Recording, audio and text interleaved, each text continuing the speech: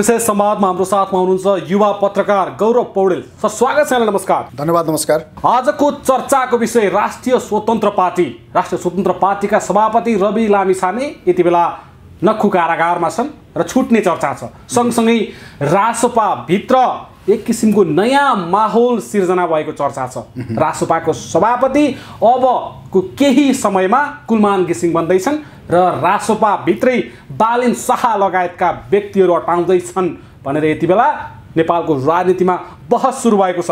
तपाईँ युवा पत्रकार नेपालको पछिल्लो राजनीतिक घटनाक्रमलाई नाङ्गो आँखाले नजिकबाट निहालिराख्नु भएको छ। के हुन्छ अब देशमा? युवा पुस्ताहरू विशेष गरी एक भएर अगाडि बढ्नुपर्ने बेला आज होइन, उहिलेबाट आएको।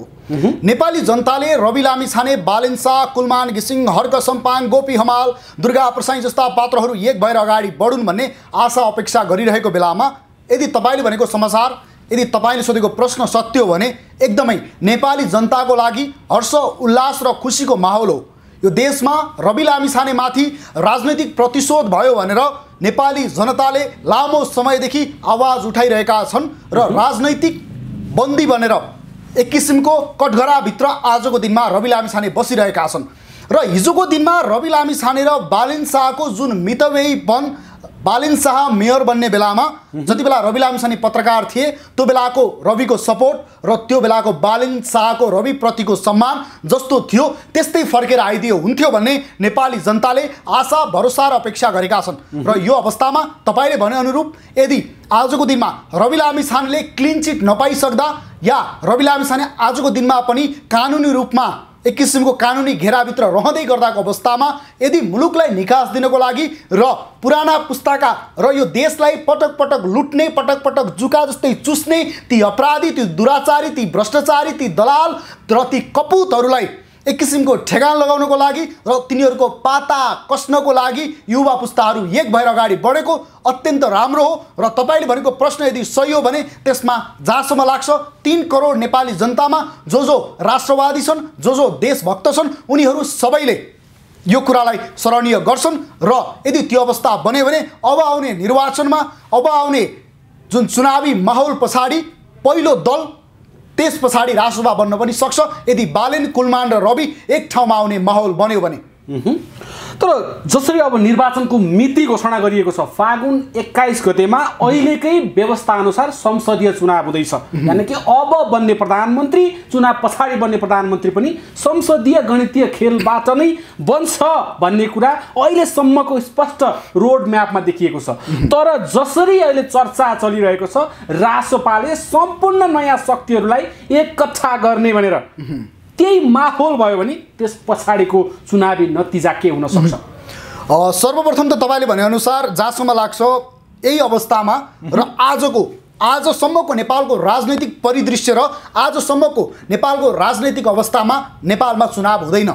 यो अवस्थामा फागुन 21 मा चुनाव हुन सक्दैन। आजसम्मको अवस्थामा चुनाव जहाँसम्म हुँदैन। किन गौरवजी? कि त त्यो चुनाव पछाडि सर्ने माहौल बन्न सक्छ, त्यो त राष्ट्रपतिले तोकिदिएको मिति न हो। कि त त्यो चुनाव पछाडि सर्न सक्छ, कि त त्योभन्दा अगाडि नै असन्तुष्ट पक्षहरूले त्योभन्दा अगाडि नै प्रत्यक्ष कार्यकारीमा मुलुक जानुपर्छ भनेर युवा पुस्ताले भ्रष्टाचारीहरूलाई कारवाही गर्नुपर्छ भनेर प्रत्यक्ष कार्यकारीमा जानुपर्छ भनेर र नेपालमा युवा पुस्ताले नेपालको राजनैतिक धरातललाई सुनिश्चित गर्दै युवाहरूले नयाँ राजनैतिक दल, नयाँ राजनैतिक जग, नयाँ राजनैतिक धरातल बसाउनु पर्छ भनेर गरेको आन्दोलन पछाडि बनेको यो अन्तरिम सरकार र यो अन्तरिम सरकारका प्रधानमन्त्री सुशीला कार्की र यो अन्तरिम सरकारका गृहमन्त्री ओम अर्याल लगायतका पात्रहरूले आजको दिनमा जेनजी पुस्ताको माग र साथसाथै 3 करोड नेपाली जनताको मागलाई सम्बोधन गर्ने मार्गतर्फ लागिरहेको छैन भन्ने चर्चाको विषय छ। यो अन्तरिम सरकार आंशिक रूपमा असफल या अहिलेका गृहमन्त्री असफल भनेर विभिन्न विश्लेषकहरूले, विभिन्न बुद्धिजीवीहरूले र विभिन्न विज्ञहरूले आवाज उठाइरहेका छन्। यति मात्रै होइन, भारतका पूर्व र एजेन्ट लक्की बिस्टल त भनेका छन् अघिल्लो केपी ओलीको सरकार चाइनासँग झुकाव भएको सरकार थियो, यानी कि चाइनाले चराएको सरकार थियो, त्यसै कारण अघिल्लो सरकार गयो भनेर चर्चाका विषय छन्। र विदेशीहरूको दबाव र प्रभावबाट यो सरकार बन्यो। सुशीला कार्कीलाई पटक पटक मोदीले बधाईदेखि लिएर नेपालमा आपद विपद पर्ने बेलामा पनि एक किसिमको बोले र कसैलाई बधाई नदिएका र शुभकामना नदिएका दलाई लामाले पनि अहिले सुशीला कार्की प्रधानमन्त्री बनिसके पछाडि बधाई दिएको अवस्था र विश्व मानचित्रले आज नेपाललाई हेरिरहेको अवस्था निकै जटिल र गम्भीर मोडमा छ। भनेको चुनाव अगाडि नै जिएनजीहरूको अथवा अन्य कुनै पुस्ताहरूको अर्को ठुलो आन्दोलन सडकमा देखिन सक्छ, के लाग्छ तपाईँलाई? यो देशमा शान्ति स्थापना हुनुपर्छ। यो देश गौतम बुद्धको भूमि हो। यो देश नेपाली जनताले पटक पटक रगत खुन पसिना सबै बगाएर यो देशलाई जोगाउनको लागि हिजो नालापानी कालापानी किल्लादेखि लिएर मेची महाकाली जुनसुकै ठाउँमा पनि नेपाली युवाहरू यो देशलाई जोगाउनको लागि लडेको ठाउँ हो। हामी अब भाइ भाइ फुट्ने, दाजुभाइ लड्ने, दाजुभाइ कुटाकुट गर्ने, हानाहान गर्ने र आरोप प्रत्यारोप गर्ने हो भने विदेशीहरूको रणभूमि, विदेशीहरूको क्रीडास्थल, विदेशीहरूको चेस खेल्ने बोर्ड बन्न सक्छ नेपाल। त्यो त बन्ने देखियो गौरवजी। जसरी जिएनजीले आन्दोलन गर्यो, जिएनजीको स्पष्ट मुद्दा थियो देशमा भ्रष्टाचार बढ्नुको मुख्य कारण भनेको अहिलेको संसदीय गणितीय खेलबाट मन्त्री प्रधानमन्त्री बन्ने व्यवस्था नै हो। अब प्रत्यक्ष निर्वाचित कार्यकारीको व्यवस्था हुनुपर्छ भनेर त्यत्रो जिएनजी पुस्ताका युवाहरूले ज्यान गुमाए। करिब 70-80 जनाको ज्यान गएको छ 2 दिनमा। त्यत्रो आन्दोलन भएर परिवर्तन त भयो, लेखेटी भ्रष्टहरू भनेर भनियो त्यो बेलामा, तर त्यतिखेर आन्दोलनका कुनै पनि मुद्दाहरू अब स्थापित हुने अवस्था देखिएको छैन। जबकि प्रधानमन्त्री सुशीला कार्कीले भन्नुभएको थियो प्रधानमन्त्री नहुँदै अहिलेका भ्रष्टहरूलाई 5 दिनभित्रमा टुँडी खेलमा राखेर कारबाही गर्न सकिन्छ भनेर, तर त्यो कुनै पनि कुरा पुरा भएको छैन। सायद हिजो आज मात्रै 1 महिना भएको छ सरकार बनेको। त्यस्ता 5 त कतिवटा गइसके, त्यस्ता 5 दिन आजसम्म यो सरकारले एक किसिमको जनताले मन पराउने किसिमको र नेपाली जनताले चाहे अनुरूपको एउटा पनि काम गरेको छैन। प्रत्यक्ष कार्यकारीको मुद्दामा जानको लागि फेरि चुनाव भएर 2/3 ल्याएर त्यस पछाडि संविधान संशोधन गरेर जाने भन्ने कुरा कहाँ हो? आन्दोलन भनेको तपाईलाई कुर्सीमा पुर्याउनको लागि मात्रै भएको थिएन प्रधानमन्त्रीज्यू। सुशीला कार्कीज्यू सुन्नुस्, तपाईँ हिजो प्रधान न्यायाधीश हुँदै गर्दा हिजो तपाईले विभिन्न फाँडमा काम गर्नुभयो, नेपाली जनताको कति पक्षमा काम गर्नुभयो, विपक्षमा काम गर्नुभयो, त्यसमा नेपाली जनतालाई कुनै पनि चेष्टा छैन। तर आज तपाईँ यो देशको प्रधानमन्त्री हो। तपाईले जनताले भने अनुरूप र अहिलेको जुन युवा पुस्ताले भने अनुरूपको काम गर्न सक्नु भएन भने हिजो कसका घर जले थाहा भएन, भोलि पालो कसको आउँछ भन्न सकिँदैन। त्यसमा हामी नजाउँ, तर अहिलेको अवस्थामा नालायकीपन देखाउने होइन र अकर्मण्यता देखाउने होइन। यो सरकारले लचिलो भएर जनताको फेभरमा फेरि काम गर्नुपर्छ र भ्रष्टाचारी अपराधी दुराचारीहरूलाई पाता कसेर कानुनी कठघराभित्र उभ्याएर तिनीहरूलाई कोर्रा हानेर त्यस पछाडि तिनीहरूसँग हिसाब माग्नुपर्छ, किन तैँले यस्तो गरिस् भनेर। तर गौरवजी जिएनजी पुस्ताले त अहिले पनि माग गरिरहेको छ तत्कालीन प्रधानमन्त्री केपी शर्मा ओलीलाई तत्काल पक्राउ गरेर कारबाही गर भनेर, गृहमन्त्री रमेश लेखकलाई तत्काल पक्राउ गर भनेर, भ्रष्टहरूलाई तत्काल पक्राउ गर भनेर माग गरिरहेको छ। तर तिनै पूर्व प्रधानमन्त्री केपी शर्मा ओली ल्याक्क छ मलाई सुशीला कार्कीले पक्राउ गर्ने भन्ने किसिमले सार्वजनिक रूपमा अभिव्यक्ति दिन थालिसकेका छन्। मेरो पनि सुशीला कार्कीलाई त्यही प्रश्न हो। न म कुनै पार्टीको मान्छे, न कुनै म गुटको मान्छे, न कसैको झोले, म स्वतन्त्र पत्रकार। मेरो प्रश्न के हो भने सुशीला कार्कीज्यू यदि दम छ भने प्रधानमन्त्रीज्यू केपी शर्मा ओलीले जुन किसिमको तपाईँलाई चेतावनी दिएका छन् त्यो चेतावनी स्वीकार गर्न सक्नुहुन्छ? आज तपाईँ प्रधानमन्त्रीको कुर्सीमा हुनुहुन्छ। यदि ल्याकत छ भने, यदि दम छ भने केपी शर्मा ओली पूर्व प्रधानमन्त्रीले भने जस्तो उनलाई हतकडी लगाएर देखाउनुहोस्। 3 करोड नेपाली जनताले तपाईँलाई मान्छन्। महेश बस्नेतले दिएको चेतावनीलाई तपाईँ स्वीकार गर्न सक्ने आँट गृहमन्त्रीज्यूले राख्नुहोस्, या केपी शर्मा ओलीले दिएको चेतावनी स्वीकार गर्ने आँट गृहमन्त्रीज्यूले राख्नुहोस्। बल्ल मात्रै तपाईँहरू साँच्चीकै नेपाली जनताले बनाएको सरकार हो भनेर नेपाली जनताले भरोसा गर्छन्। होइन भने हिजो दुर्गा प्रसाद लगाएको आरोप, अस्ति दुर्गा प्रसाद लगाएको आरोप, हिजो केपी ओलीले लगाएको आरोप, यो सरकार नेपालीको सरकार होइन।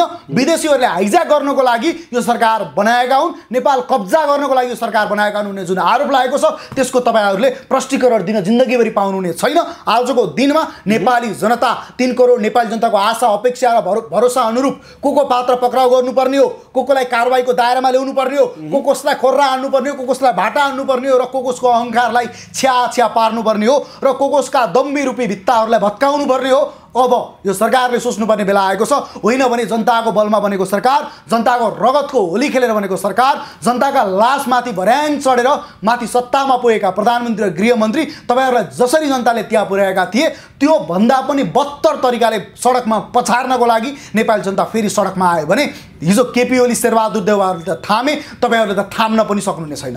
तर गौरवजी यति बेला नेपाली जनताहरूले चिया पसलहरूमा कुरा गर्न थालिसकेका छन्। यति बेला गृह मन्त्रालयमा रवि लामिछाने हुनु पर्थ्यो, रवि लामिछानेको आँट हुनु पर्थ्यो, रवि लामिछानेको साहस हुनु पर्थ्यो, अनि मात्रै भ्रष्टाचारीले कारबाही भोग्थे भन्ने किसिमको चर्चा भइरहेको छ। साँच्चै हाम्रो देशको इतिहासमा एउटा सक्षम गृहमन्त्रीको छाप बनाएका हुन् त रवि लामिछानेले, के लाग्छ तपाईँलाई? अब तपाईँले भनेअनुसार चाहिँ जेलभित्र भएका पात्र, कानुनको दायराभित्र रहेका पात्र र मुद्दा लागेका पात्र, सहकारी ठगीको आरोप लागेका पात्र, उनलाई हिजोको जस्तो आजको दिनमा त्यो न्यायालयमाथि दबाब र प्रभाव भएन भने रवि लामिछाने छुटेर आउलान्। उनी सहकारी ठग होइनन् भने, उनी अपराधी होइनन् भने जनताको सामुन्ने हिजो जति माया पाएका थिए, हिजो एउटा निर्वाचन क्षेत्रबाट जितेर आएका थिए, भोलि देशको प्रधानमन्त्री बन्लान्। त्यो पाटो अहिलेको लागि फरक पाटो, जनताको त माग्छ नि गौरव, फरक पाटो र फरक प्रसङ्ग हो शिशिर सर। तर अहिलेको पाटो र अहिलेको चर्चाको विषय रवि लामिछानेलाई निकालेर ल्याएर गृहमन्त्री बनाउने कि अर्को पात्रलाई हर्क सम्मानलाई ल्याएर गृहमन्त्री बनाउने कि त्यसमा हामी नजाउँ। अहिले सरकार असफल भएको देखिएन र अन्तरिम सरकारले काम गर्न नसकेको कुरा त स्पष्ट देखियो नि, मान्नुहुन्छ नि यो कुरा? अब सरकार असफल भयो भने कानुनी दायराभित्र रहेका पात्र, फेरि पनि चर्चा गरे, रवि लामिछानेप्रति नेपाली 3 करोड जनताको आशा अपेक्षा र भरोसा छ, तर कानुनको अङ्कुश लागेको छ। ती पात्रलाई सहजै ल्याएर गृहमन्त्री बनाउने भन्ने कुरा भनेको तपाईँ हामी एउटा टाइटलको लागि र भ्युजको लागि मिथ्या प्रचार जस्तो मात्रै हुनेछ। तर सिधा कुरा गर्ने हो भने रवि लामिछानेको जुन आशा अपेक्षा र भरोसा नेपाली जनताले गरेका छन् त्यो यथावतै रहिराखोस्, र यदि भोलि निर्दोष हुन् भने छुटुन्, त्यो फरक पाटोमा छ। भोलिको दिनमा कानुनले कसरी हेर्छ, भोलिको दिनमा कानुनबाट कसरी उन्मुक्ति पाउँछन्, रवि लामिछाने निर्दोष भई छुटेर आउँछन्, त्यो फरक प्रसङ्गमा छ। यदि अहिलेका गृहमन्त्रीमा चर्चा गरौँ न, अहिलेका गृहमन्त्री ओम प्रकाश अर्याललाई खुल्लम खुल्ला चेतावनी दिँदै पनि, खुल्लम खुल्ला आरोप लगाउँदै गर्दा पनि, ए गृहमन्त्री बाबु दम छ भने आऊ पक्राउ गर, ए गृहमन्त्री बाबु धेरै वाउ नगर भनेर भन्दै गर्दा पनि चुपचाप बस्ने र गुमनाम बस्ने काम गृहमन्त्रीज्यूले गर्नुभयो भने भोलिको दिनमा नेपाली जनताले त छोड्दैनन्। तर गौरवजी ती पुराना दलका भरौटे कार्यकर्ताहरूले पनि तपाईँहरूलाई यो देशमा बस्न नहुने वातावरण बनाउन सक्छन्। सही टाइममा सही डिसिजन लिनुपर्ने बेला गृहमन्त्रीज्यूको आएको छ। सोच्नुहोस्, सच्चिनुहोस् कि सकिनुहोस्। तर अहिलेको सरकारलाई, जिएनजीको रगत र बलिदानबाट बनेको सरकारलाई भ्रष्टलाई कारबाही गर्नको लागि केले रोकिरहेको छ जस्तो एउटा सङ्केत देखिन्छ नेपालको राजनीतिमा। त्यो सङ्केत के हुन सक्छ? केले रोकिरहेको छ भ्रष्टलाई कारबाही गर्नलाई अहिलेको सरकारलाई? के लाग्छ तपाईँलाई? कता कता चर्चा हुन्छ, एउटा सिपाहीलाई सिधै लगेर प्रधान सेनापति बनाइदियो, चिफ साहब बनाइदियो भने त्यो सिपाहीले चिफले गर्न सक्ने काम गर्छ त? गर्न सक्दैन नि। अवस्था ठ्याक्कै त्यही देखिएको छ। एउटा वकिललाई लगेर गृहमन्त्री बनाएको छ होइन, उता प्रधान न्यायाधीश, उहाँले कानुन, ब्युरोक्रेसी, उहाँले मुद्दाका ठुला फाँटहरू, ठुला दोषीहरूलाई कारबाही गर्ने, ठुला अपराधीहरूलाई कारबाही गर्ने, के अदालतबाट के फैसला गर्नुभयो, उहाँको फरक पाटो। तर राजनैतिक प्राणी त होइन नि त सुशीला कार्की पनि। उहाँलाई राजनीतिमा आइसके पछाडि हिजो तिनै कङ्ग्रेस एमालेसँग या उनीहरूको मातहतमा रहेर भन्ने गरिन्छ नि त बेला बेलामा। अदालत पनि राजनैतिक दबाव र प्रभावमा चल्दै आयो, अदालतभित्र पनि राजनीतिकरण भयो, अदालतभित्र पनि भागबन्डा भयो, अदालतभित्र पनि घुस दिने र लिने काम भयो भनेर थुप्रै कानुनका विज्ञ व्यक्तिहरूले बोलिरहेको अवस्था पनि छ। उहाँलाई सिधै ल्याएर प्रधानमन्त्री बनाउँदै गर्दा कता प्रधानमन्त्रीको कुर्सी उहाँले थाम्न सक्नु भएन कि? र हिजो प्रधानमन्त्री बन्दै गर्दा पहिलो दिन दोस्रो दिनै आरोप लाग्थ्यो, एउटा बालाई फालेर आमालाई ल्याएर राखे, अब यी आमाले के गर्लिन्, ती बाजती पनि हुन्नन् कि भन्थे। आजको दिनमा त्यो अवस्था बनिरहेको छ। अझै पनि समय छ, अझै पनि केही बिग्रेको छैन। यही कुरा केपी ओलीलाई भदौ 22 गते 21 गतेसम्म नेपाली जनताले भनिरहेका थिए, केपी ओली सच्चिय, सामाजिक सञ्जालमाथि अङ्कुश नलगाऊ, जनतामाथि अङ्कुश नलगाऊ, भ्रष्टलाई कारबाही गर, सच्चिय भनेको केपी शर्मा ओलीले सुन्न चाहनु भएन। उहाँले सुन्न नचाहँदा देशले, केपी ओलीले मात्र होइन, नेकपा एमाले मात्रै होइन, नेपाली काङ्ग्रेसले मात्रै होइन, उहाँहरू नसच्चिँदा सिङ्गो मुलुकले एक किसिमको दुष्परिणाम भोग्नु पर्यो। यो देशका भौतिक संरचनाहरू तहस नहस भए, ध्वस्त भए, ध्वंस भए र यो देशको इतिहास भएको सिंहदरबार पनि जल्नु पर्यो। के फेरि अहिलेसम्म त्यसको जिम्मेवारी लिनको लागि तयार हुनुभएको छैन, आफ्नो गल्ती स्वीकार्नु भएको छैन, आफ्नो जिम्मेवारी स्वीकार्नु भएको छैन। यसलाई हेर्ने हो भने यो सरकार यति कमजोर सरकार बन्यो कि मैले अघि पनि चर्चा गरेँ, यो सरकार यति कमजोर सरकार बन्यो कि ती हिजो भागिसके भनेका भागेका बा पनि आएर जागेका छन् भन्ने त आज उखान चलिरहेको छ। हेर्नुहोस्, यो सरकारको असफलता, यो सरकारको नालायकीपन, यो सरकारको आँट नहुँदा आज ती पात्रहरू उठ्न अगाडि अग्रसर भएका हुन्। भनेको जिएनजीको आन्दोलनको जग नै त्यति कमजोर थियो गौरवजी, तपाईँहरूको आन्दोलन त्यति कमजोर थियो, तपाईँहरूको पुस्ताको आन्दोलन त्यति कमजोर थियो। जेएनजीको आन्दोलनले एक किसिमको नेपालको राजनैतिक वृत्तमा ज्वरो गाडिसकेको छ र त्यो ज्वरो निकै गहिरो भइसक्यो सर। त्यो ज्वरो यति गहिरो भइसक्यो कि त्यो ज्वरो उखालेर फाल्नको लागि अब 2 शताब्दी लाग्छ। तर त्यो ज्वरो गडिसके पनि त्यो ज्वरोलाई उखाल्ने, त्यो ज्वरोलाई हल्लाउने, त्यो ज्वरोलाई बेल्चा हान्ने, गैँसी हान्ने काम पुराना राजनैतिक दलहरूबाट पटक पटक हुन्छ नै। किनभने हिजो नेपालको 240 वर्ष विरासत भएको राज संस्थालाई पनि नेपाली जनताले जुन दिन राजा निरङ्कुश भयो, राजा निरङ्कुशपन गर्यो भनेर राजालाई फालेका थिए। तर आजको दिनमा अहिलेका यी छोटे राजाहरू छोटो समयावधिमा पनि यो देशलाई आफ्नो एक किसिमको वीरता सम्झने, यो देशलाई, सिङ्गो देशलाई र नेपाली नागरिकलाई आफ्ना दास र झोले सम्झिने, आफ्ना रैती र भरिया सम्झिने यो कारणले गर्दा आज कङ्ग्रेस एमालेहरू विस्थापन हुने अवस्थामा पुगेका हुन्। अझै पनि शिर ठडाएर आउने, अझै पनि त्यो जलेको रासबाट खरानी टकटकाउँदै मसानहरू उठेर आउने अवस्था बन्यो भने ती मसानहरूलाई, ती वीर मसानहरूलाई कसरी झाँक्री ल्याएर मन्साउनुपर्छ, कसरी नेपाली जनताले मन्साउनुपर्छ भन्ने नेपाली जनताले बुझेका होलान्। ती पात्रको नाम लिइराख्नुपर्ने जरुरत छैन। तर प्रश्न यो छ कि अब कोही पनि लड्ने, भिड्ने र नेपाली भाइ फुटे गवार लुटे हुने होइन।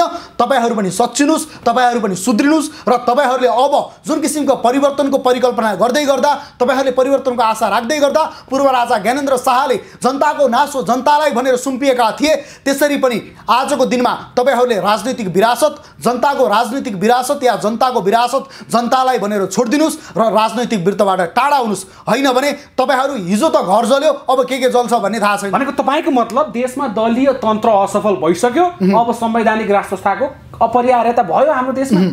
अब राजा ल्याउने, राजा नल्याउने, संवैधानिक राज संस्था के राज संस्था भन्ने कुरा मलाई थाहा भएन। प्रष्ट रूपमा भन्नुपर्दा आजको दिनमा मुलुकलाई निकास दिने काम हो। यदि हिजोको दिनमा नेपाली जनताले आन्दोलन गरेर राजा फालेका पनि थिएनन्, हिजो 7 दलको आन्दोलन राजा फाल्नका लागि थिएन, 7 दल मिलेर एउटा कोठाभित्रबाट ढापढाप पारेर नै राजा फालेको अवस्था थियो। भोलि नेपाली जनताले चाह्यो भने राजा ल्याउलान्। यो देशमा राजा आउने कि रैती आउने कि रङ्का आउने कि को आउने भन्ने आजको चर्चाको विषय होइन। हिजोको दिनमा सेनाको हातमा शासन सत्ता जाँदै गर्दा चर्चा र बहसमा आएअनुसार पूर्व राजा ज्ञानेन्द्र शाहलाई राजा भन्न अफर गएको थियो रे। राजा ज्ञानेन्द्रले भनेछन् कि हिजो 7 दलले मलाई फालेका थिए, तिनै 7 दल फर्केर आएर तपाईँ राजा बन्नु पर्यो भने म राजा बन्छु। तर नेपाली जनताले, युवा पुस्ताले गरेको आन्दोलनको श्रेय उठाउन, फाइदा उठाउनको लागि म राजा बन्न जान्न भन्ने नैतिकता पूर्व राजा ज्ञानेन्द्र शाहले देखाए। कति महान सोच देखाए। तर यति बेला त चर्चा छ नि गौरवजी, दलका नेताहरू एक गरेर निर्मल निवासमा भेटी चढाउनका लागि गइरहेका छन्। निर्मल निवासमा हलचल बढिसकेको छ भन्ने चर्चा छ नि त। अब सिधा कुरा, चाहे दलहरूले भनेको भारतसँगको बेटीको सम्बन्ध होस्, चाहे दलहरूको दरबारसँगको सेटिङको सम्बन्ध होस् या सम्बन्ध होस्, जी हजुरी महाहजुरीको सम्बन्ध होस्, त्यसले केही फरक पर्दैन। अबको आजको चर्चाको विषय गरौँ न सर। आजको मुख्य एजेन्डा भनेको प्रत्यक्ष कार्यकारी हो, भ्रष्टाचारीहरूलाई कारबाही हो, 46 सालदेखि यताका नेता कार्यकर्ताको सम्पत्ति छानबिन हो। कुनै स्थापना भयो भने त हुने प्रत्यक्ष कार्यकारी नै हो नि गौरवजी, होइन र?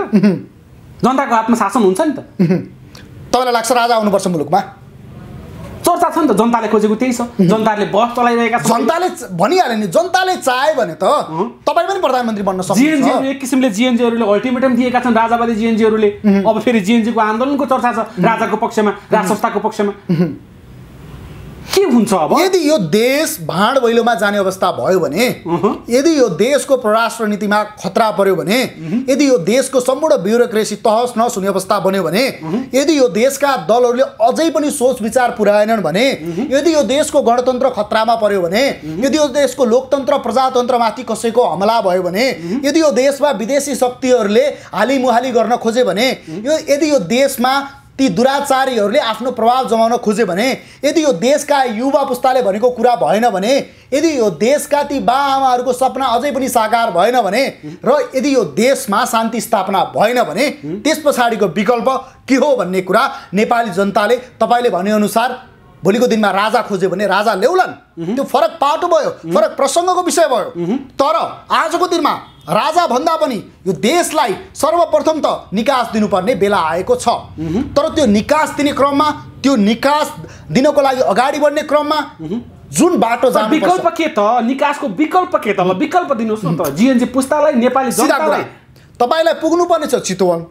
यदि तपाईँ यताबाट मुगलिन हुँदै जाने बाटोमा तपाईलाई पहिरो गएको छ, यता दार्जिलिङमा धारकेतिर पहिरो गएको छ, बाटो जाने बाटै छैन भने, तपाईँलाई चितवन पुग्नु छ भने तपाईँ हेटौडा हुँदै घुमेर पनि त जान सक्नुहुन्छ। यदि चितवन भनेको दलहरू असफल भयो भने, सुन्नुहोस् न, जुन एजेन्डाहरू थिए त्यसमा त पहिरो आयो, थुनियो। जीएनजीको एजेन्डामा जाने बाटो थुनियो। अब पहिला मेरो कुरा सुन्नुहोस् न, यदि तपाईँलाई चितवनै पुग्नु छ भने, यदि धारकेमा धादिङमा पहिरो गयो भने, यानि कि पहिरो भनेको दलहरूको बाटो हो, ती दलहरू हिँडिरहेको बाटो, दलहरू हिँडिरहेको बाटोमा पहिरो गयो, भुसिया आयो भने, यताको हेटौडा हुँदै या लामो बाटो भनेको राजसंस्था हुँदै पनि अगाडि बढ्नु पर्ला मुलुकलाई। त्यो फरक बाटो। किनकि म एउटा स्वतन्त्रतापूर्वक विश्लेषण गर्दाखेरि चाहिँ भोलि देशलाई निकास दिनको लागि र देशलाई दुर्घटनामा नलानको लागि नेपाली हामी रहौँला कहाँ, नेपालै नरहे भन्ने उक्तिलाई मान्ने हो भने, यो देशलाई जोगाउनको लागि र यो देशलाई धर्म स्थापना गर्नको लागि र शान्ति स्थापना गर्नको लागि नेपाली जनता भोलिको दिनमा जुनसुकै हकमा या जुनसुकै हदमा पनि पुग्न सक्छन्। त्यसमा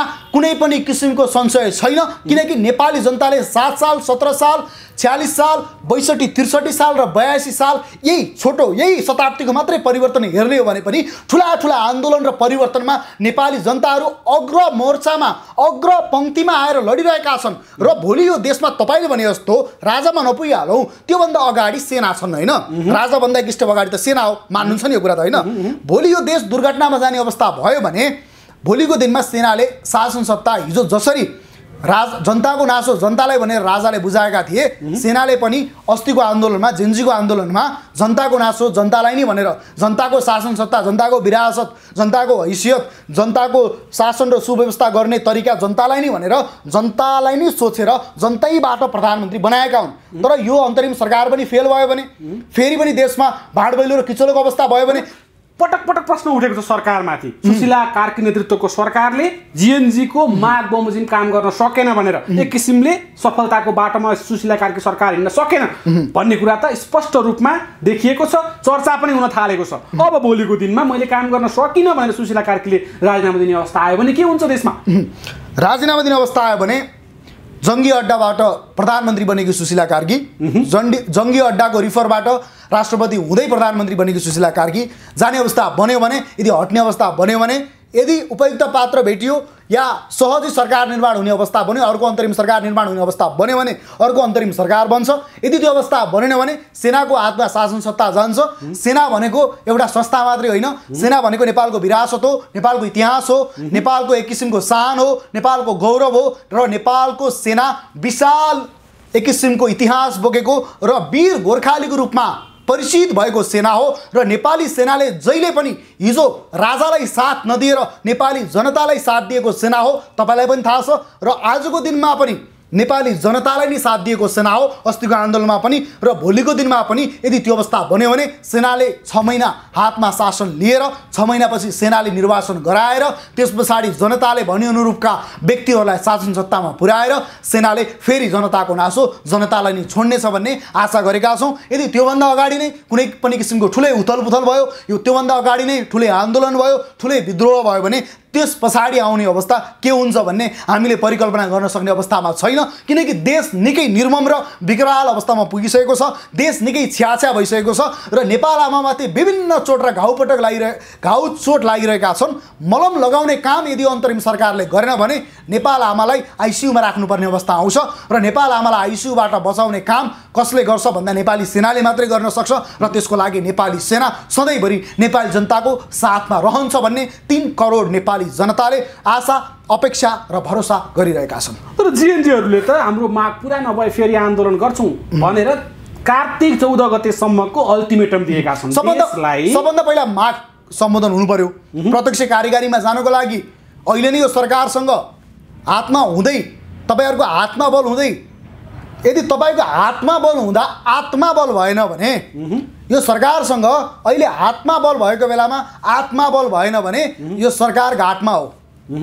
यानी कि यो सरकार विसर्जन गर्ने जिएनजीको आन्दोलनले यो सरकार पनि लखेट्छ। अब यदि यो सरकारले युवा पुस्ताकै माग सम्बोधन गरेन भने त्यत्रा युवाहरूको रगतको होली खेलेर, त्यत्रा युवाहरूको लासमाथि टेकेर बनाएको सरकारले युवाहरूकै माग सम्बोधन गरेन भने यो सरकार हामीलाई किन चाहियो? यो सरकार भन्दा बरु त्यही केपी ओलीको सरकार ठिक थियो होला, त्यही प्रचण्डको सरकार ठिक थियो होला, त्यही ओलीको सरकार ठिक थियो होला। यो सरकार त अझ आरोप लागिरहेछ कि विदेशी एनजिओ आइएनजिओहरूबाट चलिरहेको सरकार छ। दुर्गा प्रसाईले भनेका छन् बारबारा फाउन्डेसनले बनाएको सरकार, सबै बारबारा फाउन्डेसनका सदस्यहरू छन् भनेर त दुर्गा प्रसाई लगायतका व्यक्तिहरूले आरोप लगाइसकेका छन्। यत्रो आरोप लगाइरहेछ। हिजोका दलहरूले बरु मुलुक त जोगाएर राखेका थिए, मुलुकभित्र लुटे पनि मुलुकलाई त विदेशीको जिम्मा त लागेका थिएनन्। अहिले आएको सरकारले मुलुकलाई नै विदेशीको जिम्मा लाउने हो कि भन्ने सम्मका आरोपहरू लाउँदै गर्दा राष्ट्रको नाममा सम्बोधन खोइ, जनताको नाममा सम्बोधन खोइ। जनताले बनाएको सरकार हरेक दिन प्रधानमन्त्रीज्यूले सोसल मिडियामा आएर भए पनि जनताको लागि ब्रिफिङ गर्नु पर्थ्यो। हरेक दिन जनताको लागि भनिसक्नु भएको थियो जेएनजीका मागहरू के थिए र पुरा गरिसकेका छौँ हामीले, के थिए र मागहरू भनेर भन्नुभएको छ। जेएनजीका माग केही पनि थिएनन्। जेएनजीका माग सुशीला कार्कीलाई प्रधानमन्त्री बनाउनु थियो रे। त्यही देखियो उहाँको अभिव्यक्ति त त्यस्तै देखियो। के थिए त जेएनजीहरूका माग भनेर उहाँले त भनिसक्नु भएको छ। पुरा गर्ने छाँटकाँट उहाँले देखाउनु भएको छैन। त्यो भन्ने भने त उहाँ बनेको प्रधानमन्त्रीको पद नै असंवैधानिक हो। यो संविधान मिचेर बनाएको स्पष्ट छ। यो संविधानभित्र भएर उहाँ प्रधानमन्त्री बनेको होइन र स्वयं सुशीला कार्की आरोप लगाउने पात्र हुन् स्वागत नेपाल। उनले भने अनुसार सुशीला कार्कीले यो धरती, आकाश र पाताल र नेपाल रहेसम्म यो देशमा अब चल्ने नीतिमा संसद बनेको व्यक्ति बाहेक कोही पनि प्रधानमन्त्री बन्न पाउने छैन भनेर उहाँले नै बोल्नु भएको थियो। तर आजको दिनमा उहाँ नै यो संविधान मिचेर यो संविधानको बाहिर बसेर उहाँ प्रधानमन्त्री बनिरहनु भएको छ भने यो संविधान संशोधन गर्नको लागि केले सक्यो? यो संविधानलाई बहिर्गमन गर्नको लागि केले सक्यो? यो संविधानलाई संशोधन गरेर प्रत्यक्ष कार्यकारीको एजेन्डा अगाडि बढाउनलाई केले सक्यो? कुन शक्तिले सक्यो? त्यो शक्ति के हो? कहाँबाट चलिरहेको छ? आकाशबाट चलिरहेको छ कि पातालबाट चलिरहेको छ कि स्वर्गबाट चलिरहेको छ कि नर्कबाट चलिरहेको छ? त्यसको बारेमा चाहिँ सुशीला कार्कीले प्रष्टसँग नेपाली जनतालाई जवाब दिनुपर्छ। प्रधानमन्त्रीज्यू, अझै पनि नेपाली जनताले तपाईँलाई आमा नै भनिरहेका छन्। अझै पनि नेपाली जनताले सुशीला चोर देश चोर भनेका छैनन्। बेला छ, समय छ, सच्चिनुस्, जनताको आशा र भरोसा अनुसार काम गर्नुस्, युवाको सोच अनुसार अगाडि बढ्नुस् र तपाईँ यदि कुर्सीमा पुगिसके पछाडि जुन एउटा आरोप लाग्ने गर्छ, कुर्सीमा पुगेपछि महिला पनि पुरुष बन्छन् रे। कुर्सीमा पुगेपछि महिलाको चरित्र पनि पुरुषको चरित्र बन्छ रे। तपाईँ के पुरुष बन्नुभएको हो? पुरुष सुशीला कार्की हो र तपाईँ त्यो देशको महिला पहिलो प्रधानमन्त्री, यो देशको प्रधान न्यायाधीश भइसकेको मान्छे, तपाईँ त्यो जनताले आशा अपेक्षा गरेको मान्छे, तपाईँले पनि काम गर्नु भएन भने भोलिको दिनमा सत्तामा र प्रधानमन्त्रीको कुर्सीमा कुनै पनि महिला जाँदाखेरि तपाईँको कारणले विश्वास नगर्ने अवस्था बन्छ। कुनै पनि महिलाहरू कुर्सीमा र सत्तामा पुग्दै गर्दाखेरि सुशीला कार्की त यस्तै थिइन्, अहिलेको महिला प्रधानमन्त्री पनि यस्तै हुन सक्छन्, महिलालाई प्रधानमन्त्री बनाउनु हुन्न भन्ने अवस्था बन्न सक्छ। महिलाहरूमाथि फेरि पनि चोरी औँला ठडिन सक्छ। स्त्रीहरूमाथि, जननीमाथि, देवीमाथि चोरी औँला ठडिने माहौल यदि तपाईँले बनाउनु भयो भने 3 करोड नेपाली जनतामध्ये जो देशका चेलीहरू छन्, जो देशका आमाहरू छन्, तिनीहरूले तिमीलाई कहिल्यै पनि एक किसिमको आशीर्वाद दिने छैनन्, श्राप मात्रै दिनेछन्। तर विश्लेषकहरूले भनिसकेका छन् केपी ओलीको सरकार र सुशीला कार्कीको सरकारमा फरक देखिएन। जुन रवैया छ, रवैया उस्तै छ, जनताले आश नगरी। फरक त कहाँ देखिन्छ सर? न कोही पक्राउ परेका छन् होइन, न भ्रष्टाचारीहरू पक्राउ परेका छन् प्रश्नसँग देखिएका, न निर्दोषहरू छुटेका छन् प्रश्नसँग देखिएका, न नरसंहारकारीहरू पक्राउ परेका छन् प्रश्नसँग देखिएका। केपी शर्मा ओलीले भन्नुभयो अस्तिको जुन हत्याकाण्ड भयो, जुन गोलीकाण्ड भयो, ती गोली त हाम्रो राज्यबाट पठाएका गोली नै होइनन्, ती त गोली कहाँबाट गोली चल्यो, मैले त आदेशै दिएको छैन। केपी ओलीले भन्ने रमेश लेखकले आज मात्रै बोलेका छन्, मैले त गोली हान्ने आदेशै दिएको छैन। ती गोली कसरी चल्यो मलाई नि थाहा छैन। त्यो गोली हान्ने को हो, कहाँबाट गोली चल्यो, कसले ल्याएर गोली चलायो, गोली चलाउने पात्र को हुन्, प्रहरीको कतिवटा बुलेट खर्च भयो, प्रहरीले कति कति बुलेट खर्च गरे, यो सबै डाटा त हुनु पर्यो नि त होइन। अब यसको जवाब फेरि प्रहरीको थाप्लोमाथि पूर्व गृहमन्त्री र पूर्व प्रधानमन्त्रीले हालेका छन्, किनभने उनीहरू दुवैजना तर्किनको लागि आफूहरू पानीमाथिको ओभानो बन्न खोजिरहेको अवस्था छ। अब प्रहरी आइजिपीको माथि यति बेला त्यो प्रश्न तेर्सिएको छ। आइजिपी साहब प्रश्नसँग भनिदिनुहोस्, तपाईँ बोलिदिनुहोस्, नेपाली जनताको लागि बोलिदिनुहोस्। तपाईँ पनि यो नेपाली जनताको वीर सपुत हो भने, नेपाली जनताको छोरो हो भने तपाईँ बोल्ने बेला आएको छ। आइजी साहब तपाईँ अब चुप नबस्नुहोस्, अब पद र पावरको लागि नलड्नुहोस्। जनताका छोराछोरीलाई गोली हान्ने आदेश कसले दियो? प्रधानमन्त्रीले दिएका थिएनन्, गृहमन्त्रीले दिएका थिएनन् भने 3 करोड नेपाली जनताको लागि सोचेर अब आइजी साहबले एकचोटि फेरि बोल्नुपर्ने बेला आएको छ। आइजी साहब बोलिदिनुहोस्। फेरि पनि चर्चा गरौँ रासपाको। साँच्चै अघि भने जस्तै हामीले चर्चा गरे जस्तै निर्वाचन भयो र रासपा नयाँ शक्तिहरूलाई सङ्गठित गरेर गयो र अहिलेकै व्यवस्था अनुसार संसदीय चुनाव भयो, रासपाले बहुमत लिएर आयो भने त्यस पछाडिको प्रक्रिया के हुन्छ, देशमा कसरी परिवर्तन हुन्छ, सम्भव छ कि छैन? अब रासपाले बहुमत तपाईँ हामीले अघि चर्चा गरे जस्तो बालेन्द्र शाह, कुलमान घिसिङ, रवि लामिछाने सबै एक ठाउँमा आउने अवस्था बन्यो भने जहाँसम्म लाग्छ प्रत्यक्षबाट 120 सिट स्योर आउन सक्छ। 165 मा 120 सिट गन्तीले जित्छ। किनभने अहिलेको अवस्थामा जनताले आश गरेका पात्र र नयाँ पात्रहरू नजन्मिने बेलासम्म उज्यालो नेपालका परिकल्पनाकार कुलमान घिसिङ, नेपालको एक किसिमको नयाँ राजनीतिको कोर्समा नेपालको एउटा मेयर मात्रै भएर पनि सम्पूर्ण 3 करोड नेपाली जनताको आशा र भरोसा बन्न सकेका पात्र बालेन्द्र शाह र हिजोको पत्रकारिता इतिहासदेखि यो देशका विभिन्न कोठीमा बेचिएका चेलीहरूलाई नेपाल फर्काएर लिएर आउने, यो देशका गरिब र पीडितहरूको लागि लड्ने र गृहमन्त्री दुई पटक भइसकेको पात्र र सत्तामा पुगिसके पछाडि गृहमन्त्री हुनै नहुने पात्र गृहमन्त्री भए, त्यसमा रवि लामिछानेलाई माफ दिनुपर्छ। अब उनी सचिन्छु भनेका छन्, सुध्रिन्छु भनेका छन् र यी सबै पात्रहरूलाई जनताले प्रश्नसँग हेरिरहेका छन् र यी 3टा पात्र एक ठाउँमा आउने अवस्था बन्यो भने रासपाले एक किसिमको नेपालमा नयाँ मुहार ल्याउन सक्छ, प्रत्यक्ष मार्फत 120 सिट ल्याउन सक्छ।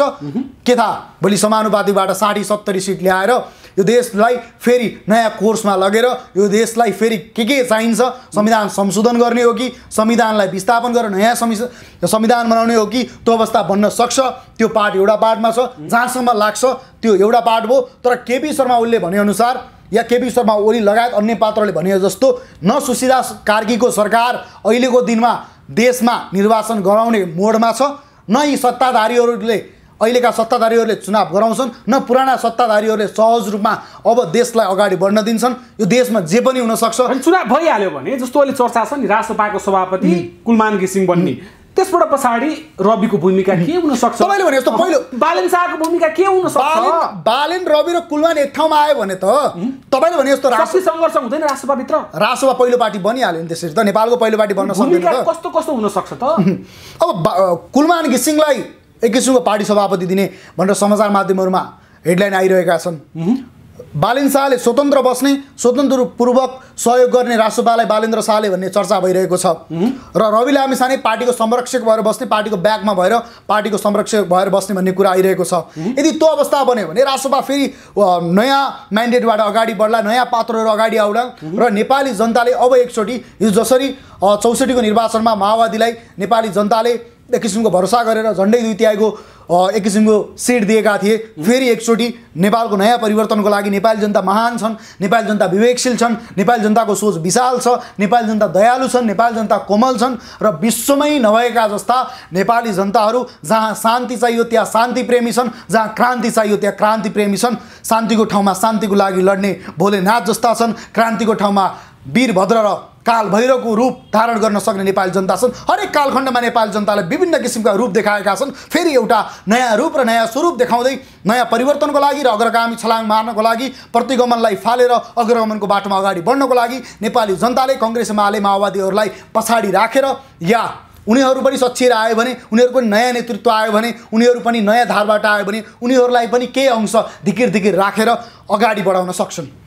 तर सरसर्ती हेर्दाखेरि अब संसद पुनःस्थापना हुनुपर्छ भनेर त केपी शर्मा ओलीले बोलिसकेका छन् र कांग्रेसलाई अप्रत्यक्ष रूपमा संसद पुनःस्थापनाको बाटोमा आऊ भनेर दबावमूलक शब्दहरू केपी शर्मा ओलीको मुखबाट देखिएको छ। तर प्रचण्डले यो संविधान चल्न सकेन, अब यसका संविधानका अक्षरहरू संशोधन हुनुपर्छ भनेर भनिरहेका छन्। यसो भन्नुको मतलब के हुन सक्छ अब देशमा? अब केपी शर्मा ओलीको कुरा गरौँ। तपाईको हातमा शासन थियो, तपाईको हातमा सत्ता थियो, तपाईको हातमा मुलुक थियो, 3 करोड नेपाली जनता थिए। त्यति सबै हुँदा हुँदै त तपाईको बोलीले केही गर्न सकेन। अब तपाईँ विस्थापित भएको, एउटा घर पनि नभएको, राजनैतिक रूपमा पनि सुकुम्बासी भइसकेको मान्छेले आएर त्यो भन्ने होइन के विवा। अब तपाईँ पछाडि बस्ने हो। यदि एमाले जोगाउन छ भने, जनताको बहुदलीय जनवादलाई जोगाउन छ भने, नेपाली जनताको माझमा एमालेलाई स्थापित गरेर राखिराख्न छ भने, जसरी प्रचण्डले पार्टीको अध्यक्ष छोडेर संरक्षकको रूपमा बस्छु भने, पछाडि बस्छु भने तपाईले पनि त्यही गर्ने हो। यहाँ कुनै तयार छैन। यहाँ कुनै यो अध्यक्ष अहिले नेतृत्व परिवर्तनको चर्चा नगर्नुहोस् भनिसकेका छन्। ठिक छ, उहाँले यदि त्यो चाहनुहुन्छ भने, यदि उहाँले आफै अध्यक्ष भएर नेकपा एमालेलाई पहिलो पार्टी बनाउँछु या फेरि पनि दोस्रो पार्टी बनाउँछु भन्ने होडमा लाग्नुहुन्छ भने उहाँलाई शुभकामना छ। त्योभन्दा केही भन्न सक्दैन। जीएनजी पुस्ताले, अहिलेका युवा पुस्ताले, एमाले, कांग्रेस, माओवादीले अहिलेकै अवस्थामा स्वीकार्न तयार छैन। यो अवस्थामा त कोही पनि स्वीकार हुँदैन। अहिलेको अवस्थामा रासोपा पनि स्वीकार हुँदैनन्, अहिलेको अवस्थामा बालेन पनि स्वीकार हुँदैनन्, अहिलेको अवस्थामा कुलमान पनि स्वीकार हुँदैनन्, अहिलेको अवस्थामा कोही पनि स्वीकार हुँदैन। अब राउन्ड टेबलमा बसेर युवा पुस्ताले गोलमेज सम्मेलन गरेर बालेन, रवि, हर्क, कुलमान, दुर्गा लगायत कांग्रेस एमाले माओवादी भित्रका सक्षम सबल र इमानदार नेताहरू आएर बसेर शान्तिको लागि, एक किसिमको क्रान्तिको लागि सम्झौता गरेर अगाडि नबढ्ने हो भने देश दुर्घटनामा जान्छ। यदि देश दुर्घटनामा गयो भने भोलि नेपाल बस्दैन, भोलि यो देशको माटो बसेन भने, यो देश बसेन भने, जमिन बसेन भने, धरती बसेन भने, नेपाली जनता नै बसेनन् भने, नेपालको सीमा सुरक्षा गर्ने कोही पनि भएन, नेपाली सेना बसेन भने तपाईँ हामी नेपाली बस्दैनौँ। कहाँ गएर राजनीति गर्नुहुन्छ? राजनीति गर्नुको लागि त पहिला देश जोगाउनु पर्ला। सर्वप्रथम त देश जोगाउने बाटोमा लागौँ। देश जोगिएपछि देशभित्र राजनीति हुन्छ। यदि देशै जोगिएन भने राजनीति कहाँ गएर गर्नुहुन्छ? तर गौरवजी, यी सबै चर्चा गर्दै जाँदाखेरि देशमा सबै दल असफल भए, संसदीय प्रणाली असफल भयो, दलीय तन्त्र असफल भयो। देशमा अहिलेसम्म असफल नभएको एउटा मात्रै संस्था नेपाली सेना हो र देशमा असफल नभइकन राम्रो गर्दा गर्दै पनि बहिर्गमन हुनु परेको एउटा शक्ति राज संस्था हो। अब देशमा सेना र राज संस्थाले मात्रै देशलाई विकास र निकास दिन सक्छ भनेर पनि चर्चा हुन्छ। हुन त राजाको विषयमा अगाडि पनि चर्चा गरियो, तर अब सबै कुरा टेस्टेड भएर असफल भएर अन्तरिम सरकार पनि असफल भइसके पछाडि अन्तिम विकल्पको रूपमा देशमा त्यसको प्रयोग हुने सम्भावना तपाईँ देख्नुहुन्छ कि देख्नुहुन्छ? अब सबै अस्त्रहरू प्रयोग भइसके पछाडि अन्तिममा प्रयोग हुने ब्रह्मास्त्र हो। राजा ब्रह्मास्त्र हुन् त्यसको लागि होइन, अन्तिम अवस्थामा प्रयोग हुनेको अस्त्र भनेको ब्रह्मास्त्र हो होइन। ब्रह्मास्त्रमाथि पनि एउटा अस्त्र छ होइन, त्यसको नाम चतुर ब्रह्मास्त्र, मेबी त्यस्तै छ होइन। ब्रह्मास्त्रको पनि ठुलो रूप। अब ब्रह्मास्त्र पहिला सेना प्रयोग गर्ने हो होइन। यदि मुलुक दुर्घटनामा जाने अवस्था बन्यो भने सेनाले आफ्नो काम कारबाही गर्छ। मेरो जवाब अघि पनि थिए, अहिले पनि त्यही हुन्छ, सेनाले गर्छ। यदि सेनाबाट पनि पार लाग्ने अवस्था भएन, सेनाले पनि कन्ट्रोल गर्न सक्ने अवस्था भएन भने जहाँसम्म नेपाली सेनाले हामीले केही बोल्नै पर्दैन, पूर्व राजा ज्ञानेन्द्र शाहलाई फेरि राजाको रूपमा स्थापित गर्न सक्छ र त्यस पछाडिको अवस्था भनेको फेरि जटिल हुन्छ। अहिले समय छ, अहिले नसुध्रिने हो भने, अहिले दलका नेताहरू अझै पनि सच्चिन नखोज्ने हो भने प्रचण्डले आज मात्रै बोले जस्तो भोलिको दिनमा राजनैतिक सङ्कट र विकरालपन आउन सक्छ। त्यो विकरालपनमा, त्यो राजनैतिक सङ्कट र विकरालपन यानि कि राजनैतिक सुनामीमा बढारिनको लागि विदेशीहरूको रणभूमि बन्न सक्छ। विदेशी सेना आएर देशमा परेड खेल्न सक्छन्, देशमा गृहयुद्धको अवस्था आउन सक्छ, धार्मिक द्वन्द्व हुन सक्छ, जातीय द्वन्द्व हुन सक्छ, देशमा संवैधानिक शून्यता हुन सक्छ। अनेक किसिमका विश्लेषणहरू भइरहेका छन्। यति बेला। त्यसको लागि सर्वप्रथम त सबै दल सच्चिनुपर्छ। यो सरकारले अन्तरिम सरकारले प्रत्यक्ष कार्यकारीको मार्गमा लानको लागि संविधान संशोधन भएन भने संविधान निलम्बन गर्ने बाटोमा लानुपर्छ। यदि त्यो पनि भएन भने अब पनि बुढो बुद्धिलाई, अब पनि बुढो दिमागलाई तपाईहरूले धेरै चलाउन खोज्नुभयो भने जुन पुराना भा पुस्ताका नेताहरू हुनुहुन्छ तपाईहरू जेल जाने निश्चित हो। यदि सेनाले नेपालमा राज संस्था स्थापना गर्नको लागि भूमिका खेल्यो भने त्यस पछाडि तपाईहरू फेरि गोलघरतिर हो, उतैतिरबाट मसान घाटतिर जाने हो। भनेको देशमा अहिलेको बाहिर रहेको शक्ति राज संस्था चाहिँ शक्तिमा आयो भने अहिलेका जो भ्रष्ट बनिएका दलहरू छन्, नेताहरू छन्, यिनीहरू बस्ने गोलघरमा हो। निश्चित हो। किनभने अझै पनि समय छ, अझै पनि सच्चिनु पर्ने बेला छ। तपाईहरू एकचोटि घर छोडेर भागिसक्नुभयो, तपाईहरूको घर बस्ने बास छैन, खाने आफ्नो गाँस छैन, लाउने आफ्नो कपास छैन, अर्काको श्रेयमा हिँडिरहनु भएको छ। अझै पनि सच्चिने अवस्था बनेन भने तपाईहरूको खैरियत छैन। अब पनि अहङ्कार देखाउने, अब पनि दम्भ देखाउने, अब पनि घमण्ड देखाउने बाटोमा यदि कोही पनि पूर्व प्रधानमन्त्रीहरू होस्, चाहे पूर्व नेताहरू होस्, चाहे पूर्व कर्मचारीहरू होस्, चाहे जोसुकै बालवाला होस्, सबैजना यदि सच्चिने मार्गमा र सत्मार्गमा यदि आफ्नो हरि र विवेक प्रयोग गरेर अगाडि बढ्नु भएन भने तपाईहरूको बास भनेको गोल घरभित्र हो। त्यस पछाडि तपाईहरूलाई लगेर कटघराभित्र उभ्याएर त्यस पछाडि ढुङ्गा बोकाउने काम नेपाली जनताले गराउन सक्छन्। त्यसको लागि अझै समय छ, अझै सच्चिनुहोस्। लस् गौरवजी, समय दिनुभयो, संवाद भयो। धन्यवाद यहाँलाई। धन्यवाद, नमस्कार।